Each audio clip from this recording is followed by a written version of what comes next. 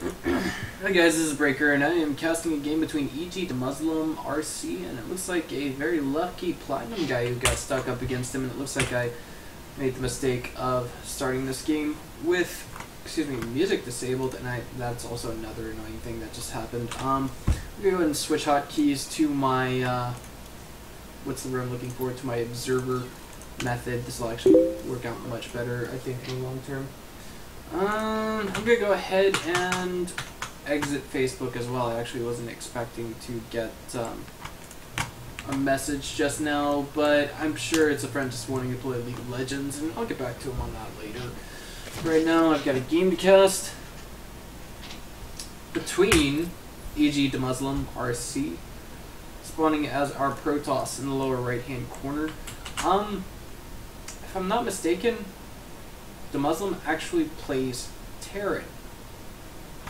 I swear guys, I'm not calling this out wrong like the time I said In Control plays Terran.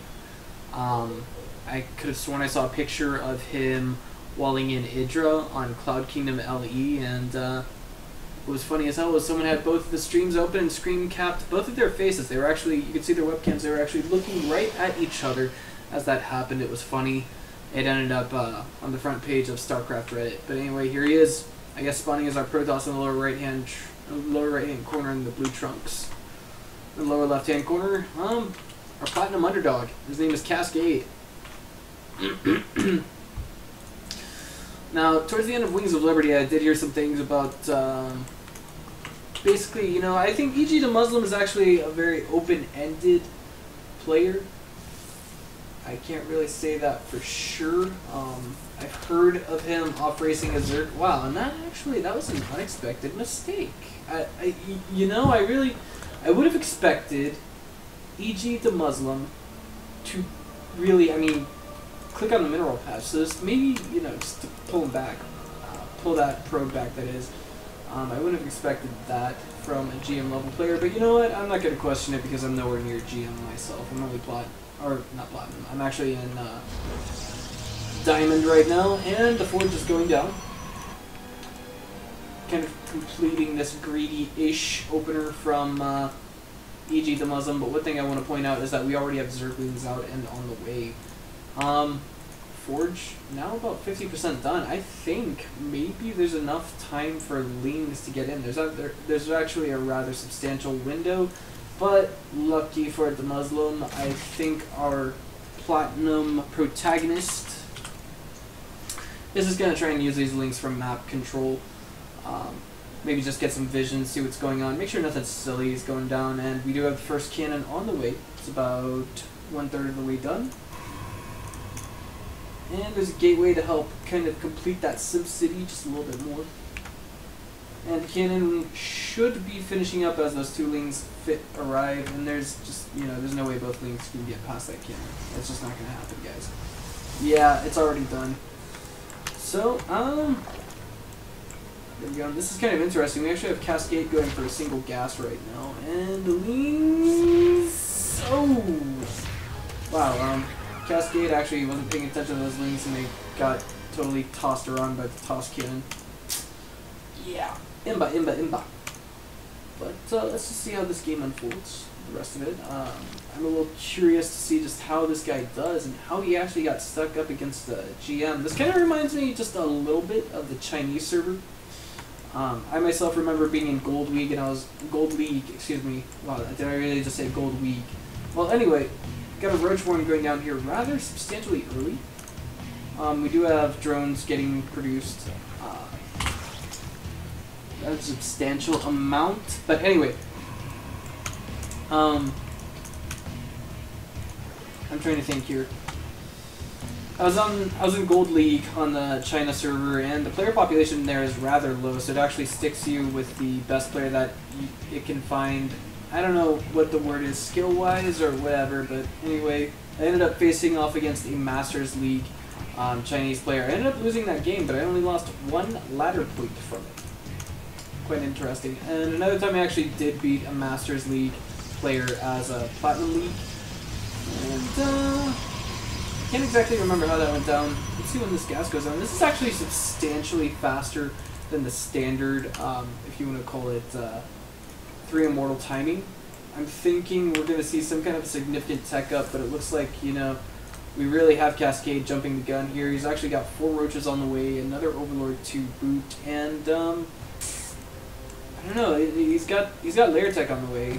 I don't think this is going to be a speed Roach timing, if you will, but I'm also wondering if he thinks, you know, is there any way that this can actually be legit? And there's, you know, this is a bit of an opener that actually does not make sense to me. Typically, what you should be doing at this level of play is trying to get your 3rd down ASAP, and then maxing out on Roaches if you're trying to go Stefano Roach style. Which, given the current tech that we see, that's the only thing I was inclined to say we were going to see. But now we have a Hydraless Den on the way. So it looks like maybe these are just defensive Roaches. Yes, that appears to be the case. And this is a rather, I don't know, this 3rd's closer to home, but it's harder to defend because it's also closer to the enemy. This one is arguably harder to defend because there's a huge road for the enemy to enter and a huge road for the enemy, and there's an even bigger road for you to enter to defend. But it looks like the Mothership Corps is just going to move out and do some scouting. We do have a couple of Hydras on the way, along with Groove Spines being researched, oddly enough. Muscular Augments have been deprioritized for the moment, but one thing I want to say that I must admire from Cascade is what we see from him now. He's actually spreading a lot of creep. And in case you guys didn't know, the Mothership Corps is running away because 1-for-1 a Queen will beat a Mothership Corps. So that's just in case you guys have been under a rock for the last month or so. And that is an extremely bare and exposed 3rd that we see from EGDeMuslim. You know, these pros all switching their races, I'm not sure if this is actually like a permanent choice by EGDeMuslim, but I do know of pros that have switched their race, it seems, somewhat permanently, substantially enough that they will actually play as that race in a tournament. Best example I can think of right now is a Chinese pro by the name of Tu Doming. That would read as this for us, but if you speak Chinese, it would read as this. Tu Doming. And, basically, yeah, that's all I got.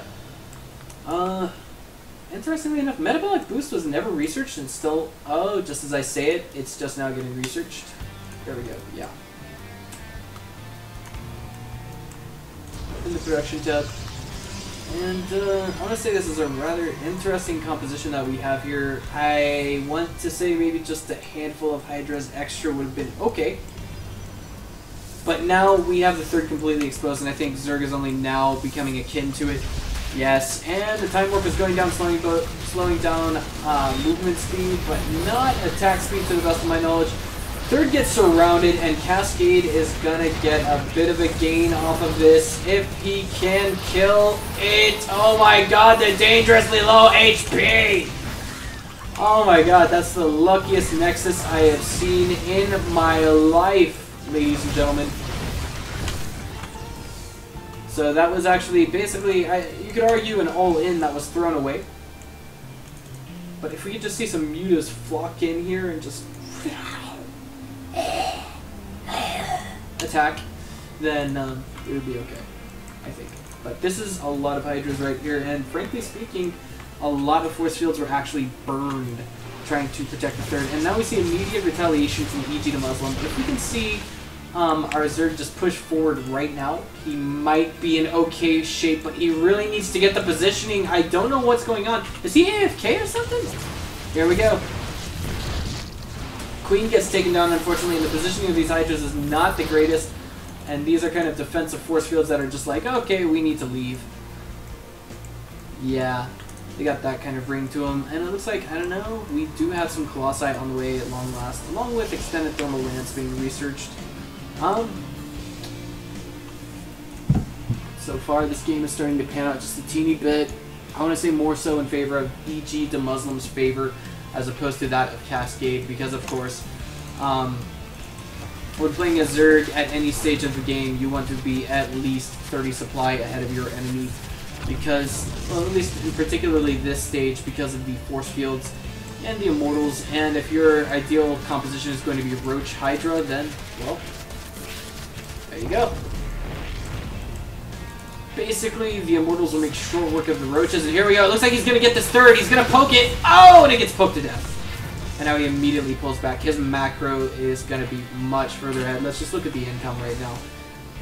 As you can see, it is substantially further ahead. It's the workers that are actually distance mining that are making up the problem for, or excuse me, that are actually kind of just like narrowly justifying like an extra 100 or 200 mineral income. That's why it's kind of like dashing between 1250 to now. You'll see it jump to about 1500, but don't be fooled.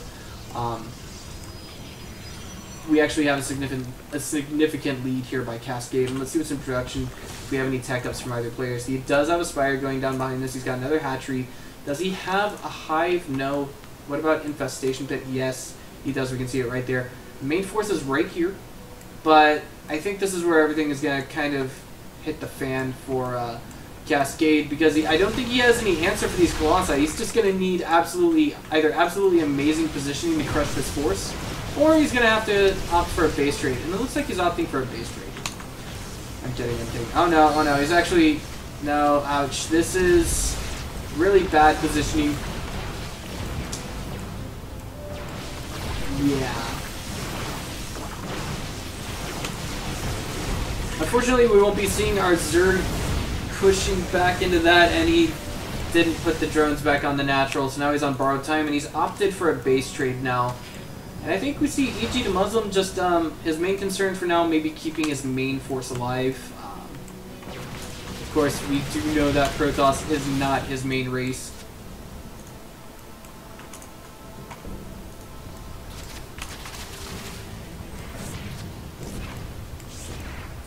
And now we see Cascade moving in to kind of take down the third again. It looks like he will succeed, but of course his main force is getting surrounded here. And I just don't see this ending well for him now. Get a look at this, guys. It's just not pretty, is it? Come on. Alright, and that's the box of death, as we so classically call it, because these roaches are almost completely surrounded by force fields, and then they get totally meltified. Meltified, yes, a word that I made up just this week. Another expo going down by Cascade. He's like, okay, well, I better take a hidden expo.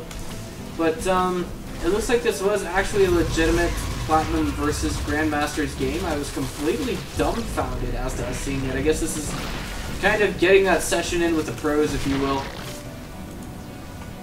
Yeah, towards the end of Wings of Liberty, I think this is the actual reason why I ended up facing off against Scarlet. This was about 2 or 3 months ago that I ended up facing off against her, and it looks like Cascade is kind of on borrowed time. He's thinking, well, if I can just get a few more reinforcements out, I might be good to go. And he's got Mutalisks in production, but unfortunately his Roach Hydra force is kind of being whittled down, and he's only got about 2 Hydras left from that main wave that he had sent in. A couple of them Hero Hydras with a couple kills, and there it is, a GG from Cascade. Poor guy. I think he thinks that this is actually legit. Maybe. The one thing that I can tell you is that with the clan tag system, I'm thinking this could have been legit. This could have been EGDeMuslimRC raid call off racing because of the EG tag. I've also seen EG in control uploading a replay earlier today, and his tag was the same one, so this is pretty much a legit game. And this basically exposes the new MMR system that we have from Blizzard. I'm not sure how that worked out for Cascade, but you know, I couldn't see any decipherable strategy that set him apart from a typical Platinum Zerg player. Not to bash him, he did his best. But of course, when you've got a Platinum League player versus a Grandmaster, you know, you're on borrowed time the entire game. Anywho, if you guys liked what you saw, just go ahead and click on the subscribe button. It should have been flashing red the entire game. Thanks for watching, guys. This is Breaker. I'll see you guys next time.